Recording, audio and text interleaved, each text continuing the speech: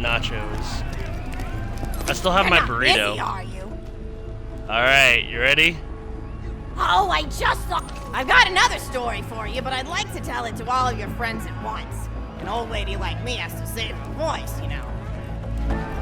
Oh, you still want to talk with me? How incredibly sweet of you. Say, you'll never guess who I saw today. Captain Scarlet. She was robbing my retirement home with a few other brigands, and I recognized her from her wanted poster, and I said, "Oh, hey, you fought the Vault Hunter, didn't you?" And she bowed all elegantly and said something like, "Indeed I did, madam," and said that you were really good at fighting, and that you beat her fair and square. She didn't seem to harbor much of a grudge about it. Nice girl. You should think about meeting up with her again if you're not shacked up with anybody, you know? I mean, of course, you probably are. Gorgeous hunk of a Vault Hunter like you. I bet you're beating away suitors left and right. Look, you're blushing. Oh, I could just eat you up. Mr. Torg was so scared of trying to get a date for such a long time. He used to go to parties in high school and just stand in the back without talking to anybody. I am an introvert! I tried to tell him, I said, don't worry about chasing love. If you chase your dreams, then love will follow. See, that's the thing people don't get. You watch Echo films and they're just awful. They teach you that the only way to be with someone is just to pursue them over and over until they decide they like you. In reality, you know when you like someone almost immediately. You can't really convince somebody to fall in love with you. You just look like a stalker.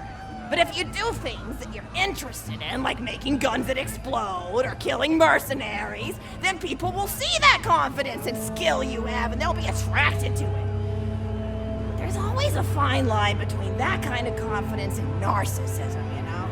There's nothing worse than somebody who wants to be famous. I remember when Mr. Torg first sold his weapons tech to that board of directors, he was pretty egocentric for a while. Taking pictures of himself and posting them to the EchoNet all the time. Trying to hobnob with every celebrity that used his weapons. He came back home one day with a supermodel under each arm and I said, "Mr. Torg, what are you doing? You've lost sight of who you are. It's been weeks since you actually created a new gun," I said. And it was true. He'd been more obsessed with being well known for doing something great than with actually doing something great.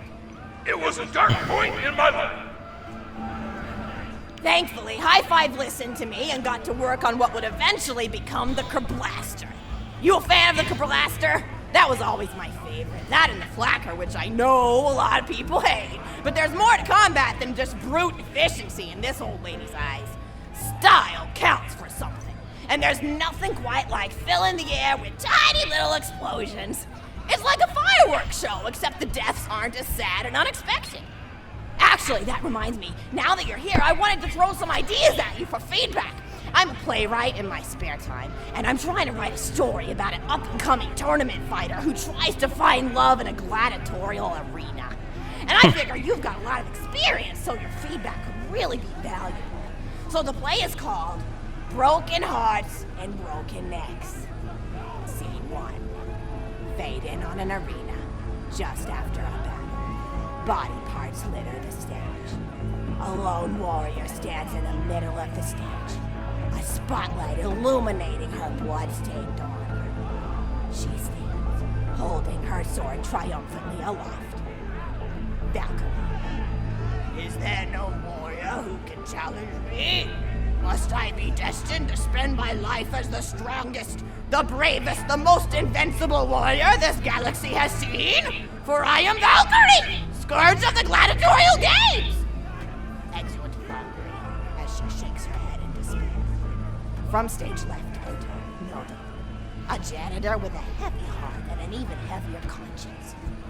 He begins sweeping the body parts into a bin, which is colored green, and remember that because that's a symbolic color that will come up, until melancholy overtakes him. He drops his push broom to the floor and falls to his knees before delivering a heart-wrenching soliloquy. No. The blood cannot be washed away. Not before and not now. Even as I attempt to escape the past which haunts me still. Must I live forever as a fraud, sweeping up the trash of others to hide my shame and avoid my pursuers? Must I forever remain on the periphery of joyful combat, ever watchful but never participating? Then, with the clatter of armor, Valkyrie re-enters from stage right. Valkyrie. Good morrow, lowly janitor. I heard a noise and thought it worth investigating. Know that. Oh, great Valkyrie, 'twas nothing but the wails of those souls you released from their bodies tonight. Souls that wail in agony as they fly upward to Valhalla. Fools! What have they to wail about? Their agonies are over, ended at the point of my sword. Mine, however, have only yet begun. For it is lonely at the top, and an unchallenged life is a boring one. No doubt, if only I were able to tell her my true identity, I would give her a fight she would not soon forget. Back to Valkyrie. Yes, ma'am, boredom is the true tragedy. May you one day find challenge in combat. Stupid. Nodon picks up a giant two-armed bastard sword with almost no effort. Valkyrie, aside. What is this? Excellent, Nodon. Stage left. Valkyrie. What strength this janitor possessed? Who is he to pick up a bastard sword with two fingers? What hidden power does he hold? What secrets does he keep? I will endeavor to uncover his past in the hopes that our swords may cross in battle! Excellent. End of scene 1. Scene 2. The interior of the governor's house. The table is set with myriad teas and biscuits. Oh, I'm so sorry. I didn't even ask you for the feedback on the first scene. Did you like it? Oh, wonderful. I'll continue then. Scene 2. The governess enters from stage left. Governess. I refuse to respond to these absurd accusations.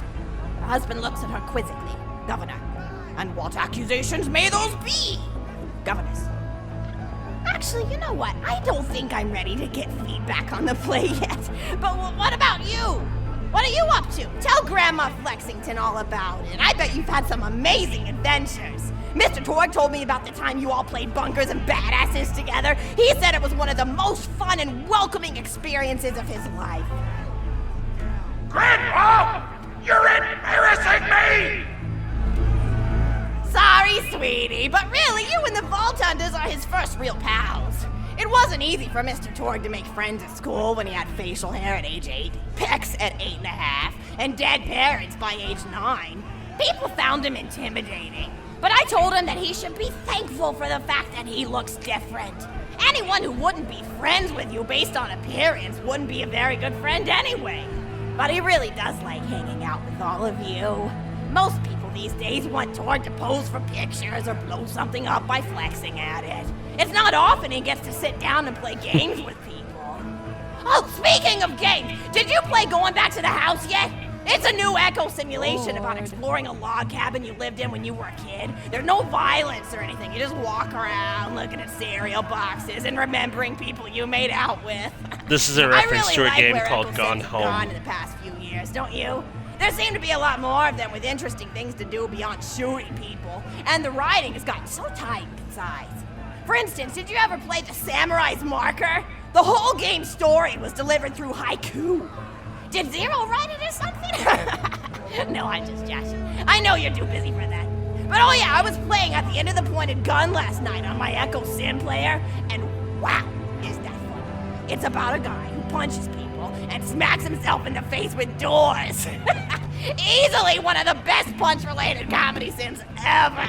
But oh, I'm really looking forward to this game called Robot Hunter Assault Squadron, which is this big randomized survival game about throwing bottles at trees and accidentally scaring birds. In the demo version, I scared a bird so hard it died.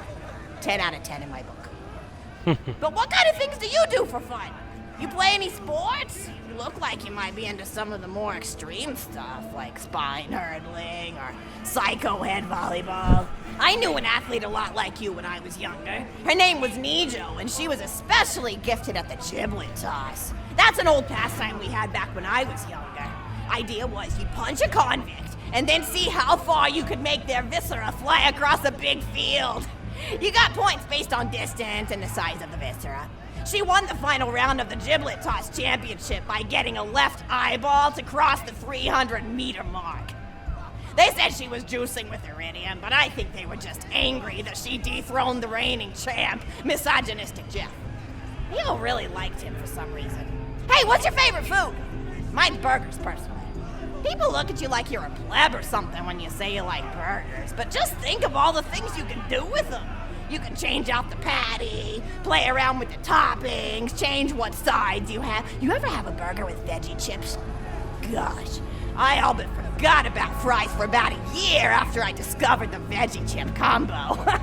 And I'm not a vegetarian or anything, but those veggie patties they make on the more upper class worlds are crazy good. Better than real meat if you cook it right. Mr. Torg tried to be vegetarian once after he saw a fluff bear get run over by a truck. How long did you last again? 12 seconds! Barely even finished the word vegetarian before he lunged at a skag chew I was holding in my left hand. Nearly lost a finger. Granted, he's always been partial to skag chews or skag bacon. Don't know why, since I always felt like skags tasted like old tires and vomit. But to each his own. Taste is a funny thing. People say your taste buds get more refined as time goes on, but they actually get worse and worse. So when Mr. Torg used to refuse vegetables as a kid, it's because he was actually tasting how awful they were. When we old folks eat vegetables, we're only okay with it because we can't taste all the gross vitamins and stuff. Granted, vitamins are what have kept me going for as long as I've been going. You get enough B12 in your system and you can headbutt a freight train without so much as a bruise. The impossible That reminds me, has I happened. need to get my pills I ready for the am rest of the bored. week. I have one of those little metal containers split into different sections for each day. It's really helpful. And the sides are sharp enough that I can use it to ward off burglars if I need to. What else do I have to do this week? Probably head to the bazaar, pick up some frozen spider and flanks. Gotta bring my coat though, because it gets kind of chilly in the freezer section. What else do I need? I need Schwartzman's candy drops. Gosh, those are delicious. They're so smooth and sweet. Just thinking about them, I could go for one right now, couldn't you? Do you think you could go find me one? Yes, finally.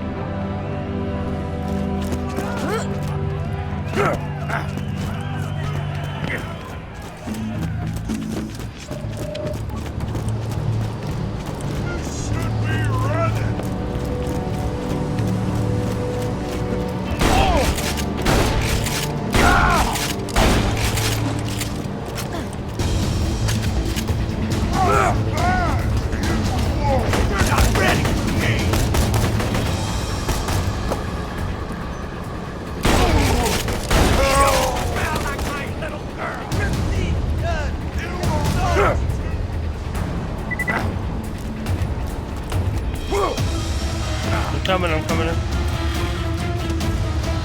That's a Schwartzman candy drop. Grab it for me, will ya? Oh, I can taste it already.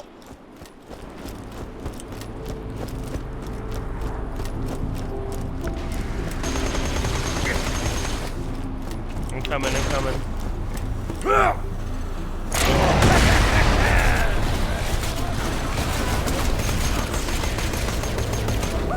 There are two of them. Shut up!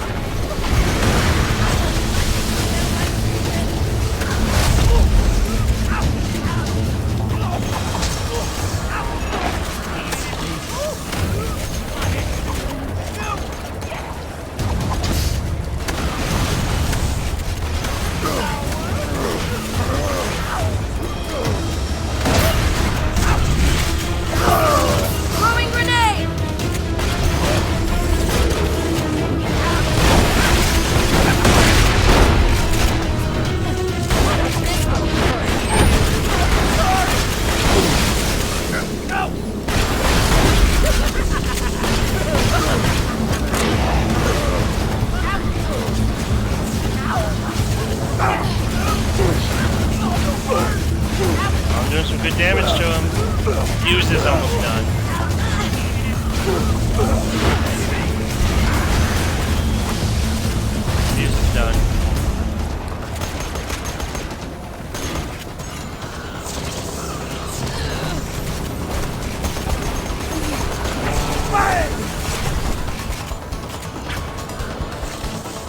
down? Where are you? I probably got you. Gotcha.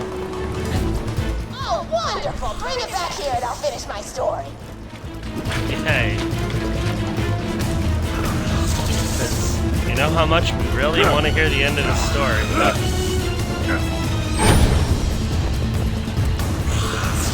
I would imagine you would be.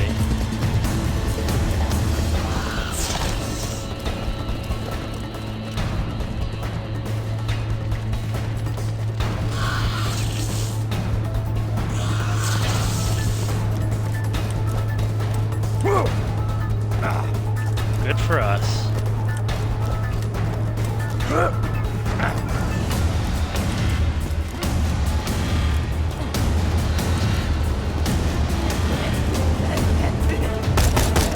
I'm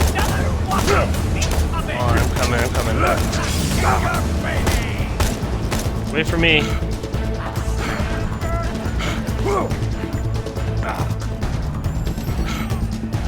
Thank you so much! I'll eat this later while sitting by the fireplace telling Mr. Torg stories of days gone by. There's just nothing like a good roaring fireplace, is there? Something healing and safe. Maybe that's why our family likes explosions so much. They're basically just big fireplaces.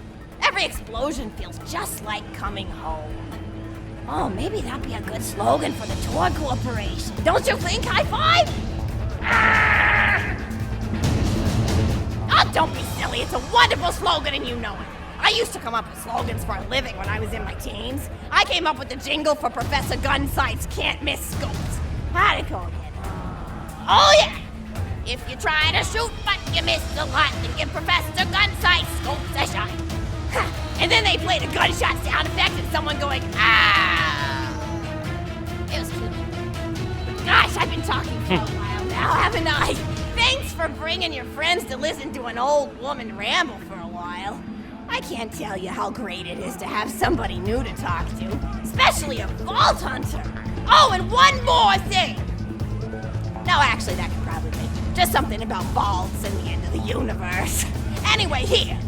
I always spoil my friends, just like I spoiled my grandson. Oh. Ooh. Enjoy.